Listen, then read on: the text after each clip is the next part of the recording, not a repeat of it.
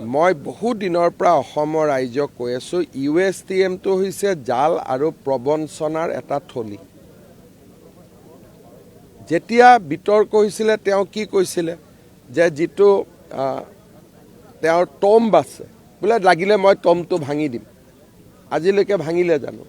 গতিকে অসমত যিসকল ব্যক্তিয়ে USTMক ছাপোৰ্ট কৰে তেওঁলোকে এটা কথা বুজিব যে এই ব্যক্তিজনৰ ওপৰত OBC চাৰ্টিফিকেট নকল কৰি লোৱাৰ অভিযোগ আছে।